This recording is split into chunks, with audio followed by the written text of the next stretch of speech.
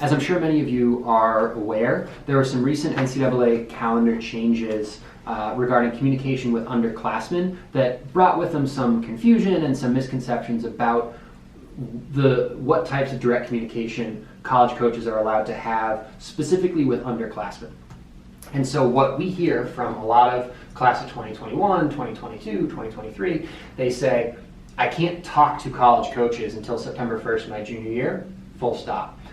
There's no point in showcasing or getting on coaches' radars prior to fall of my junior year. Now, we're going to talk about why this is a misconception, but basically the outline of this rule was not meant to clip all communication. What this rule was aimed at was targeting and curbing early, these so-called verbal commitments, especially at the Division I level. They are meant to govern those type of commitments and push them back, right? Which I believe offers a tremendous opportunity to rising juniors and rising sophomores to really make sure they are doing their research and finding the right fit. But that is what this is meant to address. It is not meant to say, no, you cannot talk to college coaches. And Matt, I know you hear about this a lot. Absolutely. So let's make sure we are very clear about what these rules are. So the reality is that as a class for this year, right, the class of 2020, so our rising seniors, are eligible to have recruiting conversations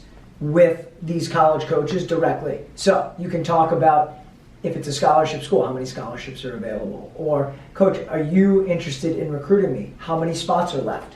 Those types of things are okay to talk about.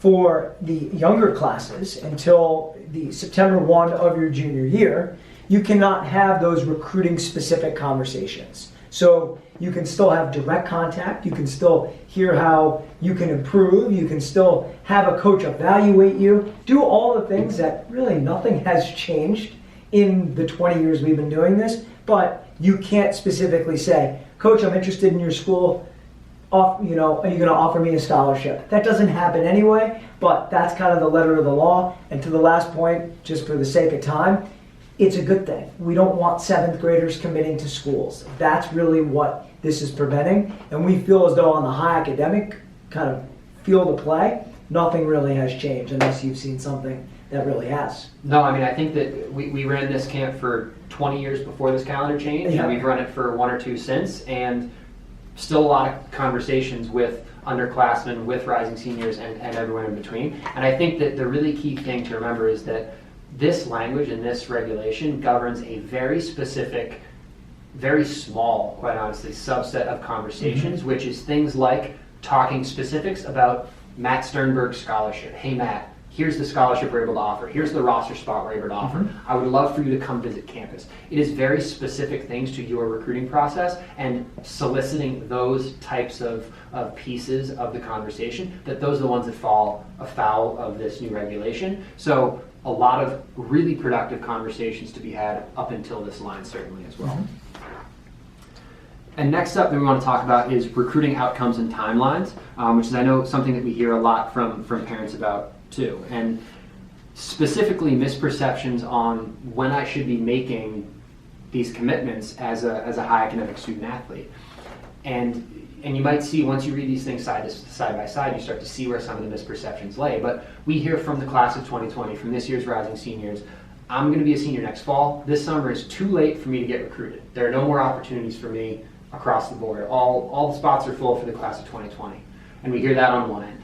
On the other end, we hear from the class of 2021 and younger, rising juniors, again, going back to this NCAA rule, college coaches can't talk to me until after September 1st, so it's too early for me to get recruited. So if it's too late as a rising senior, and it's too early as a rising junior, where are you Goldilocks-ing the recruiting process? You can't get recruited then. That's what I'm reading from this, which is obviously not the case because things are happening. Which let's talking about the next piece here, which gets right into it. So I think what we're seeing here is that there's no timeline for when is it right for me, when is it not right for me. I mean, talk a little bit more about the specific classes, what you've seen throughout the years of kind of what your expectations really should be. Absolutely, and I think that they're, because of NYU is the same school year over year, but their recruiting process might look different from the class of 2022 to the class of 2023 that they just finalized, just